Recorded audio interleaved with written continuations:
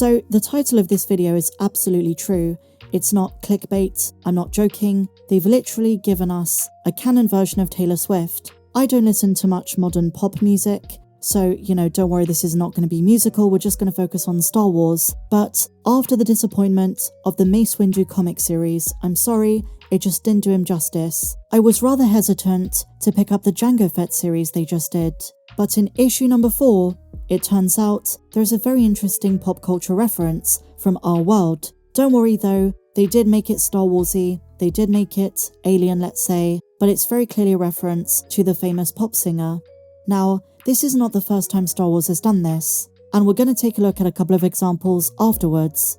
So, the comic issue in question was Jango Fett's number 4, The Hunters Become the Hunted, a great cover, Jango Fett and Aura Singh. The synopsis goes, Jango Fett has tracked down the thief of a valuable artifact after a heist that has brought a planet to the brink of war.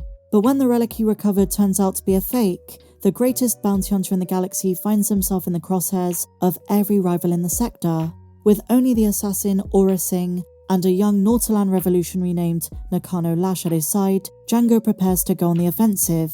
And if you're wondering in terms of when this takes place in the timeline, this is before the Phantom Menace, 33 BBY. So we find ourselves on Ord Mantell, a familiar planet, and here we get a glimpse at HoloNet News, a news station, and the two newsreader reporters getting ready for their daily transmission are an Ithorian and a human, and here's how the conversation goes. Okay, we'll top the newscast with a report of Chancellor Valorum under siege from multiple crises. Cut to the Trade Federation threatening blockades over the Republic's new taxes, and then cut to a voiceover about the Nautilans and the Anselmi on the verge of war over the theft of the Hope of Glee Anselm statue. And then they talk about Jango Fett, then switch to that recording of that person of interest in the robbery. Looks like a Mandalorian. And so, this is them in the newsroom, and on the screen we see Chancellor Valorum, Newt Gunray of the Trade Federation, and at the bottom of the screen, just left of Jango Fett, we see a female Twi'lek singer. And did you know, my dear friends, this singer and her story are directly inspired by Taylor Swift. And we know this because one of the anchors thinks the news is too doom and gloom, and makes the suggestion they cover some of the pop culture news going on in the galaxy far, far away. And here is the quote of note. He says, yeah, I know, viewers don't want so much doom and gloom, so splice in a report about that Twi'lek pop icon dating the shockball star.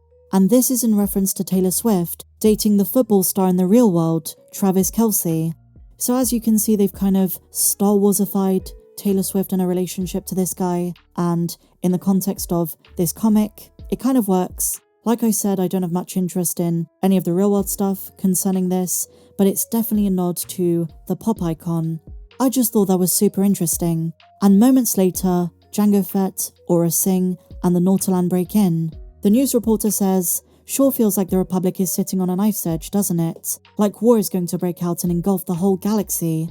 Bad for the Republic, good for ratings. And this is very tongue-in-cheek, very much something the George Lucas era of comics would have thrown in. Then have I got some breaking news for you? A voice from the corridor shouts. Guess it's more like breaking and entering news, Jango Fett says. Ba-dum-bum-psh.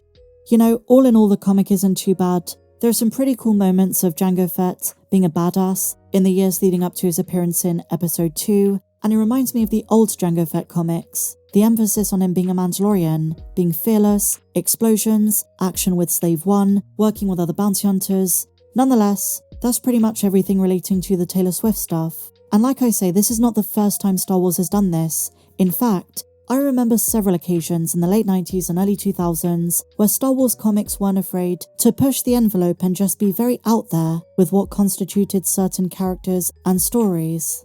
Sometimes it was nods to the real world, other franchises, and to a large extent it's always been the case that Star Wars comics don't always take themselves too seriously, and sometimes that's paid off really well. I'll give you another example.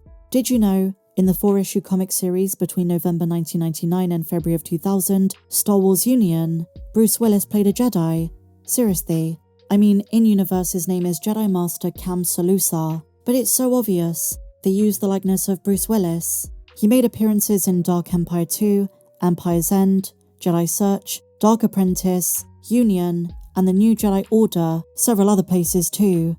He was a Jedi Knight who turned to the dark side of the Force, but was brought back through the efforts of Luke.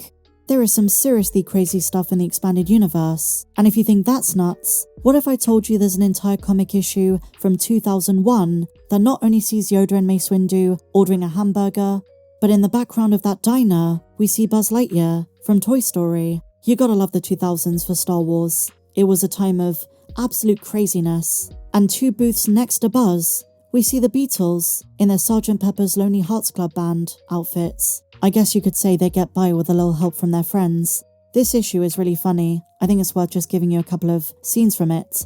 So they have Yoda and Mace Windu deciding what they want from a menu, and Yoda's basically like, hurry up, stop looking at the funny words. And so Mace Windu, very serious looking at the Twi'lek waitress, says, I would like the double with cheese. And she goes, how would you like that? Cooked. And then we see Jedi Master Yoda, Grand Master of the Jedi, use the Force to mind trick her, and he says, yes, we would like our meal comped. Your meal will be comped, she says. Stop that, Mace Windu interrupts. What happened to only using the Force for knowledge and defense? Yoda awkwardly replies, I was. Defending my wallet I was, from the evil price hikes. If you think Lucasfilm has made some really silly decisions in recent years, just remember we had comics like this. And I should just say, the comic issue is Star Wars Tales number 7, and it's a Star Wars parody of Pulp Fiction called Force Fiction. And what's even wilder is they have Qui-Gon Jinn's lightsaber with them, how they're deciding what to do with it. And Mace Windu, before he ends up being an absolute knob to Anakin, says that he wants to give it to him. Yoda literally spits out his soup. Out of your midichlorian mind, are you? He tells Mace. Calm yourself, old friend. Anger leads to hate. Hate leads to suffering. And what you're proposing won't? I'm just asking you to be open to the possibility that he could be the chosen one. I'm just saying, before we get all up in arms about the new comic issue, just know Star Wars, in its past, has not taken itself very seriously when it comes to joking in Star Wars comics, and it's just kind of become part of the fabric of the Star Wars universe. You just gotta take it as it is. Who doesn't love Yoda and Mace Windu arguing about coffee before Senator Palpatine arrives and basically encourages them to train Anakin, because he knows the plan.